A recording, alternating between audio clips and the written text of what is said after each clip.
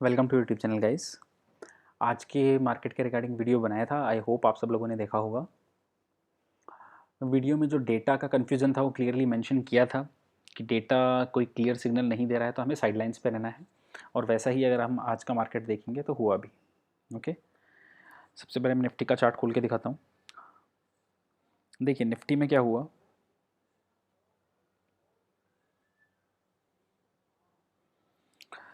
Market open होने के बाद से कंसोलिडेट करता रहा, कोई बहुत ज़्यादा मूवमेंट भी नहीं रहा, लेकिन हल्का हल्का कंसोलिडेट करता रहा। बहुत ज़्यादा डिप ऊपर या नीचे की साइड में, दोनों साइड में नहीं दिए।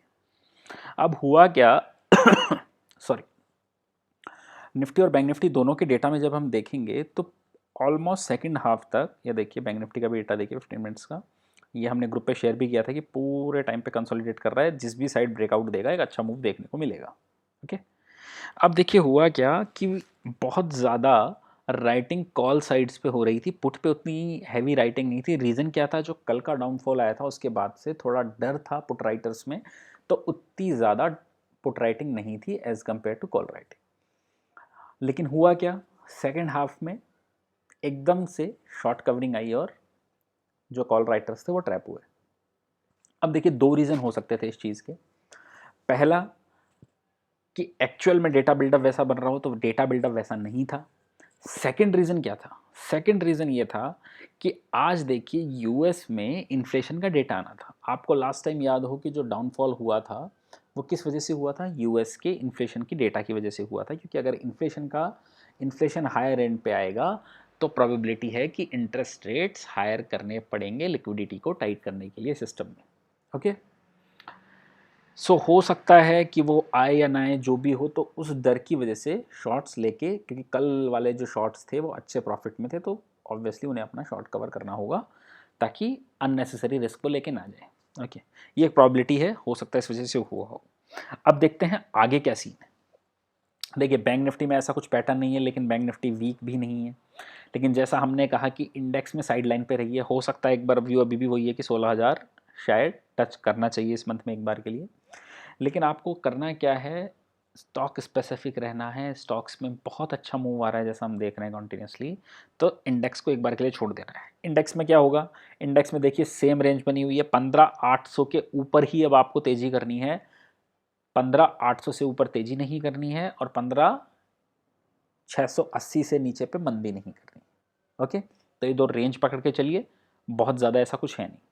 बैंक निफ्टी अभी भी मैं कहूँगा कि आउट परफॉर्म करना चाहिए, कोई ट्रिगर चाहिए ऑब्वियसली जिसकी वजह से ऐसा हो।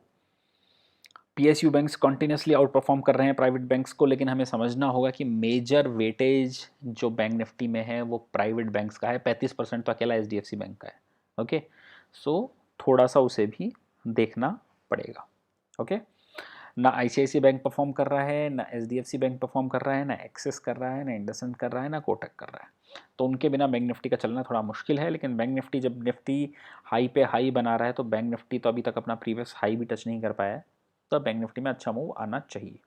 ये हुआ बैंक निफ्टी की बात। ओके, अब इसमें क्या करना है, आज वापस 35,100 के ऊपर नीचे हुआ है। अब आपका स्ट्रिक्ट जो स्टॉप लॉस है वो 34,900 के खराब रहेगा, लेकिन अगर अब 34,600 से नीचे की क्लोजिंग मिलती है दैट मीन्स हम वीक रहेंगे।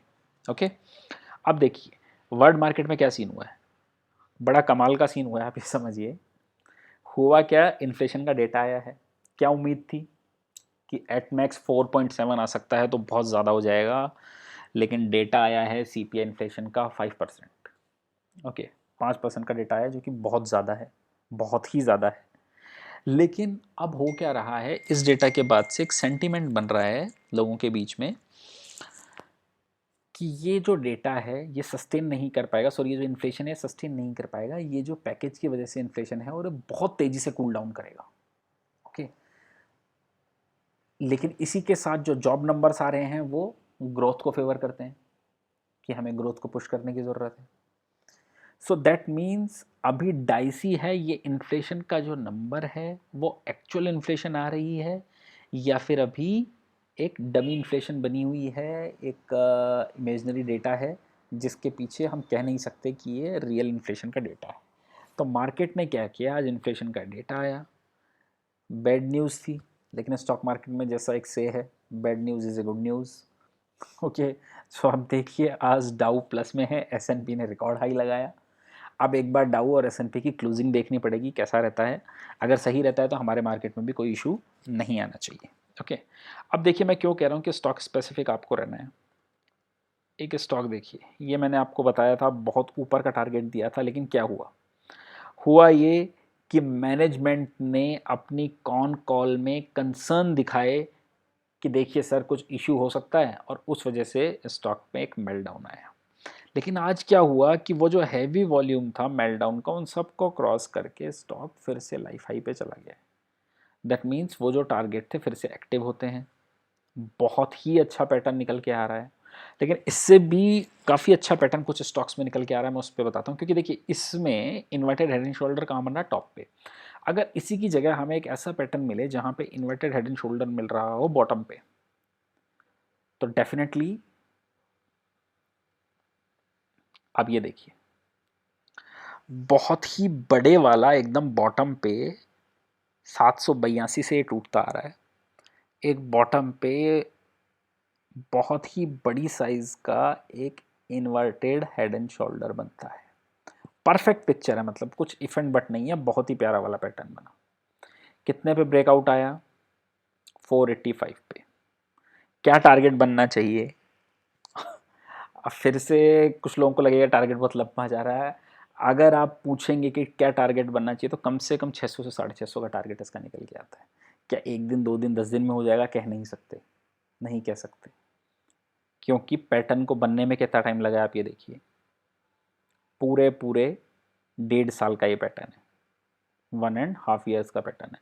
तो क्या टारगेट 2 दिन, 10 दिन, एक महीने में अचीव होने चाहिए, I don't think so. But pattern बहुत शानदार है, इस स्टॉक पे आपको ध्यान रखना है। ओके, एक और स्टॉक है जो मैं देना चाहूँगा, आईबुल हाउसिंग फाइनेंस। बहुत ही शानदार वाला पैटर्न निकल के आ रहा है। देखिए जो प्रीवियस स्विंग हाई था, आज उससे ऊपर की क्लोजिंग, 262 से ऊपर की क्लोजिंग स्टॉक ने दी है। ओके, ये देखिए आप,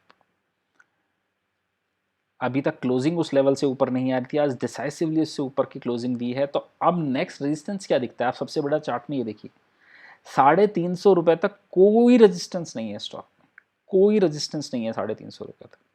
तो 300 से 350 का टारगेट तो सीधा निकल के आना चाहिए अगर मार्केट में कुछ इशू नहीं आता है तो। और बाकी अगर हम स्टॉक्स को देखेंगे तो देखिए कितने स्टॉक्स चल चुके हैं। पिरामिल मैंने आपको किस लेवल पे दिया था, 1837 का लेवल दिया था। आज भी मुझे याद है कि अगर 1837 से ऊपर की क्लोजिंग आएगी तो ये स्टॉक बहुत अच्छा चल सकता है। ओके, ये देखिए सिर्फ इस कैंडल में 1840 की क्लोजिंग है। उसके बाद से एक भी दिन 1837 से नीचे की क्लोजिंग नहीं आई और स्टॉक आज 2200 रुपये जा चुका है। ओके, तो थोड़ा पैटर्न्स को रेस्पेक्ट हमें करना चाहिए, अच्छा मूव निकल के आता है इन चीज़ों में। इसी के साथ जो स्टॉक है पीएफसी, अभी तक भी अपना टारगेट अचीव नहीं किया है, इस पर अभी भी ध्यान दे सकते हैं। ओके, 131 तक ही गया है, 137 से 40 के बीच में एक बार लग रहा है जाना चाहिए, जैसा बोला। बाकी स्टॉक्स भी आपको बताई दिए हैं। ट्रेड कीजिए लेकिन हेजिंग के साथ कीजिए, थोड़ा कॉशियस के साथ ट्रेड होना चाहिए, ताकि अगर मार्केट वॉलेटाइल हो तो कैपिटल का लॉस ना हो, इसलिए हेजिंग के साथ प्ले कीजिए। सो आई होप आपको वीडियो अच्छा लगा होगा। अगर अच्छा लगा है तो लाइक, कमेंट और शेयर कर दीजिएगा। Thank you guys, thank you for watching.